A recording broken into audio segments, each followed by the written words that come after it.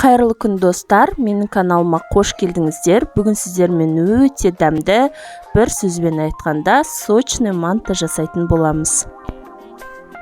Алдымен 2 жұмыртқамызды ыдысымызға жарып аламыз.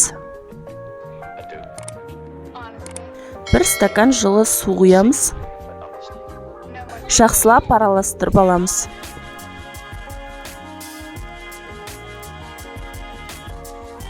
Тұз, сұйық май. Құрамының барлығы видеоның астында граммына дейін көрсетілген. Қажетінше үстіне ұн салып, қамыр илейміз. Қамырды алдымен шанышқының көмегімен осылай илеп аламыз.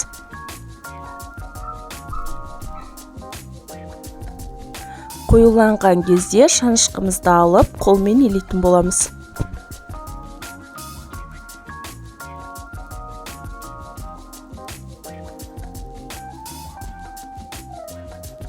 Әбден ең қандырып илеу өте маңызды. Илеп, салафанымызға салып, 15-20 минутқа қойып қоямыз. Енді салмасын дайындайтын боламыз.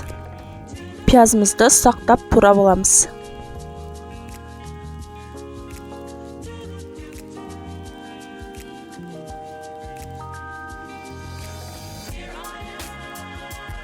Ұсақтап турап алдық. Енді ыдысымызға салып, дәл солай картопты да ұсақтап тураймыз.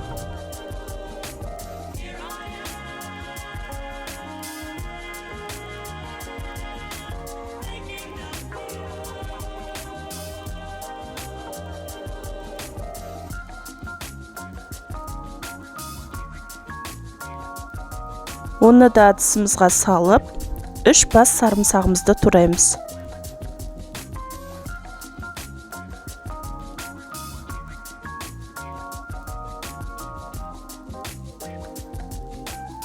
Барлығын турап болғаннан кейін аздап құйрық май қосып, тұз, қара бұрыш сеуіп, осылай бір араластырып аламыз. Сарымсағымыздың суы шығып, тұз бұрышы сіңіп, жақсылап араласуы керек. Үстінен фаршымызды салып, тағы да араластырамыз.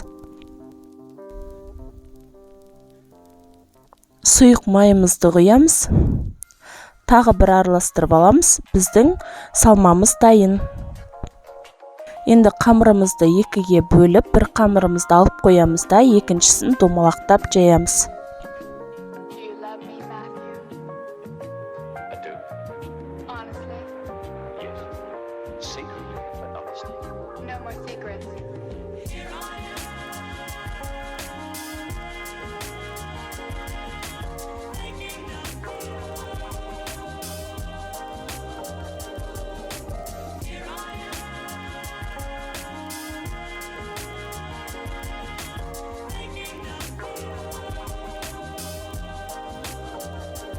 Домалақтап жайып алдым. Ұнымызды сеуіп, қамырымызды бір келкі етіп кесіп аламыз.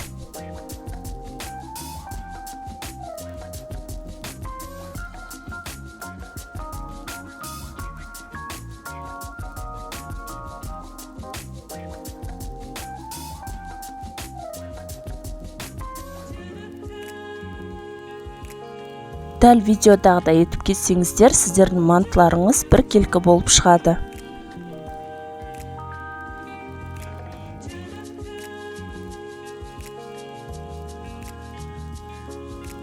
Қамырымызға салманы салып, мантыны түйеміз.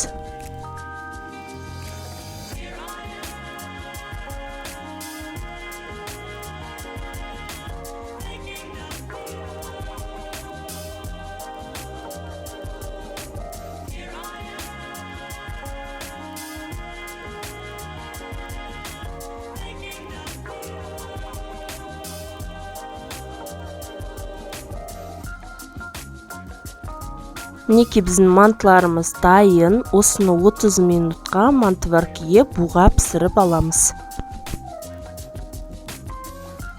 Осы рецептпен жасалған манты қамыры езіліп кетпейді, жабысып қалмайды. Әр қашан сәтті шығатын рецепттердің бірі. Сондықтан осы рецептпен жасап көріңіз. Сіздермен болған Динара. Каналға тіркеліп, колокольчикті басып қоюды ұмытпаңыздар.